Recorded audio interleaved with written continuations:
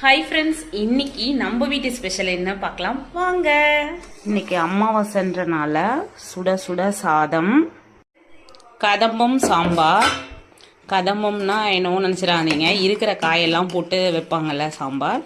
அதாவது கேரட், உருளைக்கிழங்கு, பீன்ஸ், அவரைக்காய் கூட போடலாம். இருக்கிற காயை போட்டு பண்ணுறதாங்க கதம்பம் சாம்பார்.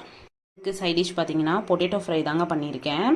இதுக்கான டூல், அதாவது ஃப்ரெஞ்ச் ஃப்ரைஸ் பண்ணுற மாதிரி ஒரு டூல் ஒன்று வாங்கினேங்க. சூப்பராக இருக்குங்க. நான் கூட சும்மா நார்மலாக கட் பண்ணால் குட்டி குட்டியாக நம்ம மட்டும் தான் சாப்பிடுவோம். இந்த மாதிரி ஃப்ரெஞ்ச் ஃப்ரைஸ் மாதிரி கட் பண்ணால் பசங்க சாப்பிடுவாங்கல்ல. இப்படி என் புத்திசாலித்தனம். வாங்க பிளேட் பண்ணிடலாம். சுட சுட சாதம்,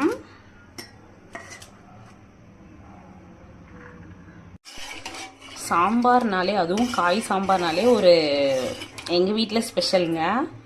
நான் நார்மல் சாம்பார் வைக்கிறேன்னு சொன்னால் சாப்பிட மாட்டானுங்க. இதே காய் சாம்பார்னா மட்டும். ஆனால் அந்த காயை சாப்பிடுவான்னு நினைக்காதீங்க, அந்த சாம்பார்னால் அவங்களுக்கு ரொம்ப இஷ்டம். அமாவாசை இந்த மாதிரி வெள்ளிக்கிழமை டைமில் தான் நான் இந்த மாதிரி காய் போட்டு சாம்பார் பண்ணுவேன். அதனாலேயே அம்மா இன்னைக்கு சாமி கும்பிட போறியா அப்படின்னு எங்கள் வீட்டில் ஒரு கேள்வி எழும்போம். தொட்டுக்க ஃப்ரெஞ்ச் ஃப்ரைஸ் உருளைக்கிழங்கு மாதிரி ட்ரை பண்ணியிருக்கேங்க.